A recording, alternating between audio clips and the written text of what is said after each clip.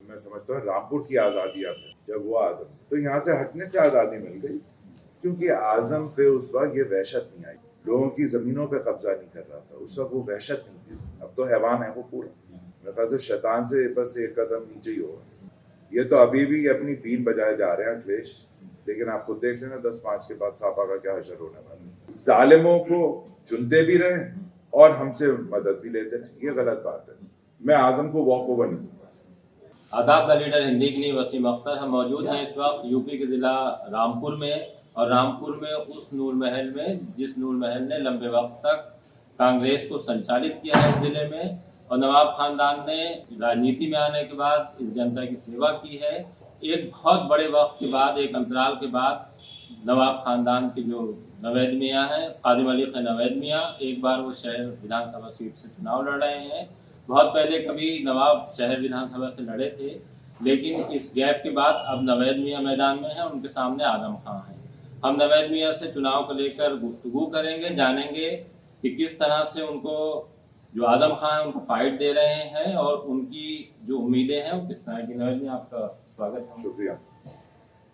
जो इस बार का चुनाव है, जैसे बहुत लंबे वक्त के बाद हम देख रहे हैं कि पहले कभी शहर विधानसभा से नवाब खानदान के लोग लड़ते थे और एक लंबा गैप हुआ उसको, तो अब आने के बाद जैसे क्या लगा कि आपको शहर से लड़ना? देखिए, ऐसा है कि मैं 5 बार तो इलेक्शन जीता था विधानसभा का, एक बार बिलासपुर से और 4 बार स्वार टांडे से, और मेरा वैसे कोई इरादा नहीं था लड़ने का, लेकिन एक अरसे से लगभग 45 साल से, आप तो खुद रामपुर में रह चुके हैं तो आपको यहाँ की परिस्थितियाँ पता है। आजम यहाँ मौजूद था और उसकी एक तरह से डिक्टेटरशिप थी, उसने डर बैठा रखा था लोगों के दिमाग पे, और यहाँ की कोई कंडीशन बदली नहीं थी। निज़ाम यहाँ का पूरा बिगड़ा हुआ। सबसे ज़्यादा जुल्म जो हुआ वो लगभग 2012 और 2017 के बीच में समाजवादी सरकार में सबसे ज़्यादा जुल्म हुआ है लोगों के ऊपर। मैं समझता था कि मेरी जिम्मेदारी, क्योंकि हमारे ख़ानदान ने इस रामपुर को बसाया, यहाँ के लोग हमारा ख़ानदानी है, मुझे बर्दाश्त नहीं हो रहा था कि यहाँ रामपुर में हर चीज़ की प्रॉब्लम थी लोगों को। तो मैंने सोचा मेरी जिम्मेदारी है, इसलिए मैं चुनाव में आया और मैं जो चुनाव लड़ रहा हूँ वो लोगों के जो ज़मीनी मुद्दे हैं उनके ऊपर मैं लड़ रहा हूँ चुनाव। मुझे कोई लालच नहीं है एमएलए बनने का। 5 बार, अल्लाह का शुक्र है, 5 बार मैं बन गया था, लेकिन ये मेरा फर्ज था कि मैं एक लोगों को ऑप्शन दूँ, एक विकल्प मिलना चाहिए लोगों को, इसलिए मैंने ये फैसला लिया कि मैं यहाँ से इलेक्शन लड़ूँ। अब जो हालात हैं, यहाँ के जो डर है वो लोगों के दिमाग से थोड़ा थोड़ा निकल चुका है, और आज़ादी मैं समझता हूँ रामपुर की आज़ादी अब है जब वो आज़म, और आज़म को कोई यहाँ लोगों से कोई हमदर्दी नहीं। वो रहने वाला बिजनौर नेठौर का, उसकी बीवी जो है वो रहने वाली बलग्राम जो हरदोई में, वहाँ की, ये लोग रामपुर के लोग ही नहीं हैं। इनके लिए रामपुर सिर्फ कमाई करने का एक जरिया था। इनकी यूनिवर्सिटी इनका कारोबार है, इनका बिजनेस है, हर बच्चे से 1.5 लाख रुपए फीस लेते हैं उस डिग्री के लिए जिसकी मान्यता ही नहीं है। तो ये तो इन्होंने सिर्फ अपना कारोबार बनाने के लिए ये रामपुर में है, उससे ज़्यादा कोई हमदर्दी नहीं। अखिलेश यादव जो है उसे मुसलमान तभी याद आते हैं जब चुनाव आता है। चुनाव से पहले, चुनाव के बाद वो भूल जाते हैं कि रामपुर में मुसलमान रहते हैं। उन्हें याद तभी आते हैं जब चुनाव आता है। जब आजम मुसलमानों के कब्रिस्तानों को खोद रहा था, उनकी मिट्टी चुरा रहा था, कहाँ था अखिलेश उस वक्त, आप बताएं। या मदरसों के ऊपर जो बुलडोजर आजम ने चलवाए वो भी तो मुसलमानों के मदरसे थे, कहाँ था अखिलेश उस वक्त। या सराय गेट पे जो रात के 2 बजे बुलडोजर ने आके सब सैकड़ों गरीबों के मकान सब तोड़ दिए और जमीन को लेवल कर दिया ताकि वो अपना स्कूल बना सके आजम, उस वक्त कहाँ था अखिलेश, तब याद नहीं आया। तो मैं समझता हूँ मुझे वो अपॉर्चुनिटी लोगों को देनी चाहिए, वो एक विकल्प लोगों को देना चाहिए ताकि वो यहाँ बदलाव लाए, परिवर्तन लाए। परिवर्तन बहुत जरूरी है रामपुर में। जैसे आप कह रहे हैं कि वो आज़ादी अब मिली है, तो आजम खां के जेल जाने से लोगों को आज़ादी मिली, यहाँ से हटने से, जेल तो बाद में गया,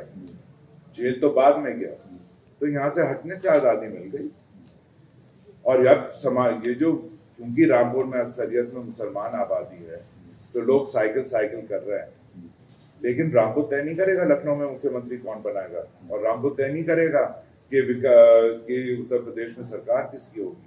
हम तो 403 में से एक सीट है, तो समाजवादी का सवाल ही नहीं है।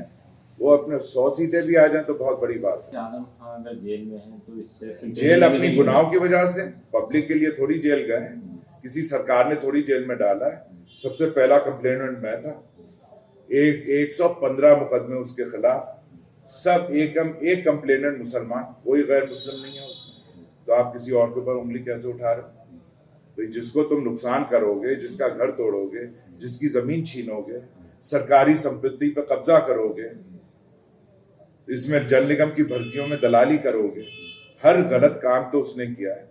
तो कानून के ऊपर कोई थोड़ी है। अगर कोई कत्ल करेगा तो सजा तो मिलेगी, तो वो भी सजा काट रहा है, बीवी और बेटा भी, वो तो बेल पे निकले। और ताजुब की बात है कि बीवी मेडिकल बेल पे निकली है और वो प्रचार कर रही है। वो तो बेल कैंसिलेशन की हम शिकायत करेंगे।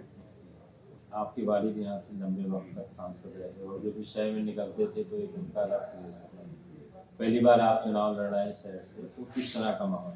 नहीं देखिए, वही मैं कह रहा हूँ कि जिसकी जो यहाँ 45 साल से रहा है तो उसे तोड़ना तो मुश्किल है, जो एक माइंडसेट है, लेकिन नामुमकिन नहीं। और काफी हद तक मैं उसमें कामयाब भी रहा हूँ और मुझे लगता है कि यहाँ इस चुनाव में बदलाव जरूर आए। एक थोड़ा सा ही मैसेज पब्लिक में है कि जैसे आप कांग्रेस से लड़ रहे हैं और आपके बेटे जो हमजा मियां हैं वो अपना दल से लड़ रहे हैं, तो इसका क्या मतलब है? हर इंडिविजुअल की, हर इंसान का अपना अलग दिमाग है। अल्लाह ने हमें दिमाग दिया है, अपना भला बुरा खुद सोचते हैं।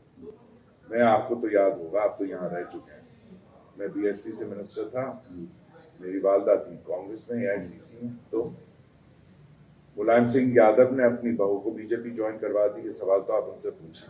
उनकी बहू जो अखिलेश की भावज है वो लड़ी है बीजेपी से। तो माधवराव सिंधिया की माँ बीजेपी में थी, उनकी बहन मुख्यमंत्री थी राजस्थान की बीजेपी गवर्नमेंट में, एक बहन मध्य प्रदेश में इंडस्ट्री मिनिस्टर थी बीजेपी की। तो नहीं, ये कोई अनोखी चीज थोड़ी है। नहीं, जैसे उनका अपना फैसला है या आपसे पूछ? उनका अपना फैसला। अच्छा, आपसे अपना फैसला। मेरी औलाद का जो फैसला होगा मैं उसके साथ, और मैं ही नहीं, पूरी दुनिया में ऐसे ही होता है। बच्चों के साथ माँ बाप हमेशा रहते हैं, जो भी उनका फैसला होता है। उन्होंने अपने पॉलिटिकल करियर के बारे में दूसरे अंदाज से सोचा, मैं दूसरे अंदाज से सोचा। तो मैं एक बाप होने के नाते मैं तो सपोर्ट करूँगा। मुलायम सिंह यादव ने ससुर होने के नाते सपोर्ट नहीं किया। कांग्रेस लंबे वक्त से सत्ता में नहीं है, तो इस बार जिस तरह प्रियंका गांधी ने मेहनत की है और कई नारे उनके अभी भी लोगों के बीच में लड़कियों और जिस तरह से उन्होंने बातें की हैं कि हम किसानों का कर्ज माफ करेंगे, बिजली को लेकर उन्होंने कहा है, स्मार्टफोन देने की बात, तो क्या उम्मीद है इस बात? देखिए, वो तो प्रयास कर ही रही है और मैं समझता हूँ कि ये लंबी लड़ाई है, शुरुआत कहीं से तो होनी चाहिए। तो शुरुआत अगर इस चुनाव से हो रही है, बहुत अच्छी बात है। आप देखें, कई ऐसे नेता हैं, पहली बार में उनको वो सफलता नहीं मिलती है, दूसरी बार में मिल जाती है। कई ऐसे लोग, लालू यादव वो हार गए अपनी, ममता बनर्जी पश्चिम बंगाल में वो मुख्यमंत्री तो हैं लेकिन अपनी विधानसभा खुद हार गए। ओम प्रकाश चौटाला हार गए सुरजेवाला से। कोई भी जीत सकता है, कोई भी हार सकता है, ये तो है नहीं कोई एक लंबे समय से। तो अगर कांग्रेस की सरकार अब नहीं है, आगे आने वाले समय में आ जाएगी, इसमें क्या? नहीं, किस हैसियत में रहने जा रही है? जैसे आपकी क्योंकि नहीं देखिए, मेरे राइट नाउ इस वक्त मेरा फोकस सिर्फ 37 रामपुर है। एक और बात थी, जैसे लोग यहाँ रामपुर में कहते हैं, आपके पास भी बात आई थी कि जब आजम आपके वाले जिंदा थे तो वो कहीं ना कहीं उनका सॉफ्ट कार्नर आजम खां के लिए रहता था, क्योंकि आजम पे उस वक्त ये वहशत नहीं आई थी। वो लोगों के घरों को नहीं तोड़ा, लोगों को मार नहीं, फर्जी चरस के मुकदमों में लड़कों को नहीं डाल रहा था, लोगों की जमीनों पे कब्जा नहीं कर रहा था। उस वक्त वो वहशत नहीं थी। अब तो हैवान है वो पूरा। मेरे ख्याल से शैतान से बस एक कदम नीचे ही होगा। नहीं, जो इतना सब कुछ हुआ उसके बाद भी आपको उम्मीद है कि जिस तरह का रवैया उनका पहले था जेल जाने से पहले, वहां से निकलने के बाद भी वैसा ही रहेगा? तो देखो, जिसका वकार और ज़मीर ही मर जाए उससे क्या उम्मीद करें? कोई जिस तरह उन्होंने यूनिवर्सिटी, देखो उनका पॉलिटिकल करियर तो आप भी जानते हो कि इसमें बहुत बड़ी सेंध पड़ गई। अब तो वो बात आने वाली है, सापा आ ही नहीं रही है। आजम को सजा होनी है जेल में। जेल से लड़ने का क्या मतलब है? जो जेल के बाहर लोगों के कोई काम नहीं कर पाया वो जेल में रहकर करेगा? लोगों की कैसे हिफाजत करेगा? ये तो अभी भी अपनी बीन बजाए जा रहे हैं अखिलेश, लेकिन आप खुद देख लेना 10-5 के बाद सापा का क्या हशर होने वाला है। नहीं, जिस तरह से आप बात कर रहे हैं कि वो कोई मदद नहीं कर पाएंगे, हिफाजत नहीं कर पाएंगे, कुछ नहीं कर पाएंगे। तो जब ये मुद्दे आप लेके जनता के बीच में जा रहे हैं, क्योंकि मैं पहले कर चुका हूँ, 2008 में मैंने किया है। उस वक्त तो मैं विधायक स्वार का था, शहर का थोड़ी था। लकड़ी का कारोबार बंद हो गया था, वो मैंने चालू करवाया। और जो बिजनेसेस थे और लोगों के वो बंद हो गए थे, वो मैंने चालू कराया। आप चुनाव मैदान में आए और उस वक्त जब आजम खान पे शिकंजा कस रहा था, चले गए थे, तो यहाँ पे बहुत से लोगों की शिकायतें ये थी, चाहे एडमिनिस्ट्रेशन के स्तर पर हो, पुलिस के स्तर पर हो या बिजली विभाग, उन लोगों ने जनता पर बहुत जुल्म किया। तो उस वक्त कोई आवाज इस तरह की नहीं उठी। जो भाई जिसको MP बनाया, MLA बनाया, चेयरमैन बनाया नगर पालिका, वो क्यों नहीं आवाज उठाते? भाई लोगों ने वोट दिया उन लोगों को कि आपको हम वोट दे रहे हैं ताकि आप हमारे साथ खड़े हों। ये सवाल तो आप उन लोगों से करिए, यहाँ के MP, MLA, नगर पालिका चेयरमैन से। उन्होंने एक भी आवाज उठाई क्या? किसी ने अखबार में एक दफा भी कहा कि ये गलत हुआ है? या किसी ने मुख्यमंत्री के पास गए या किसी अधिकारी के पास गए या मुख्य सचिव, किसी को भी उन्होंने दरखास्त दी कि ये गलत हुआ? मान लो उनका कोई काम नहीं कर रहा, लेकिन कभी गए? लोगों को लगा कि हमारे चुने हुए नुमाइंदे हमें सपोर्ट कर रहे हैं? ये सवाल तो आप उनसे करिए। नहीं, लेकिन क्योंकि आपका नहीं, क्योंकि नहीं, क्यों? नो, सॉरी, नो, क्योंकि नहीं। हाँ, बसाया, इसलिए मैं आ रहा हूँ। जब लोग मुझे अपनाएंगे, जब लोग कहेंगे ठीक है हमारे सरपरस्त आप होंगे, तब पूरा फर्ज हम निभाएंगे। हमने क्या 15 साल स्वार में नहीं निभाया, या उससे पहले 5 साल बिलासपुर में नहीं निभाया? जब लोग अपनाएंगे, मैंने लोगों से यही कहा, मैंने तुम पे इतनी मुसीबत हो गई, सारी अंडरग्राउंड वायरिंग और जिसपे अंधाधुंध बिजली की चेकिंग हो रही है वो आजम की दीवी, जो बगैर नियम के सीवेज पाइप पड़े हुए जिससे सारी सड़कें ढस रही हैं, पहाड़ी गेट का रास्ता बंद है, कई मोहल्लों में सड़कें ढस गई, गंदा पानी लोगों के घर में बैक हो रहा है, ये देने वाला भी आजम, लकड़ी का कारोबार बंद करने वाला भी आजम। हमारे दादा ने 52 फैक्ट्रियों में लगाई थी यहाँ रामपुर, मुफ्त में जमीनें दी थी इस शर्त के ऊपर कि उन फैक्ट्रियों में सिर्फ रामपुर के लोग काम करेंगे। जिस दिन आजम पहली बार श्रम मंत्री बना, पहली हड़ताल उसने रजा टेक्सटाइल में कराई, जहां 1850 लोग रह रहे थे और 7,000 लोगों की रोजी रोटी उससे चल रही थी, वो बंद कराई। एक एक करके उसने सब बंद करा दी।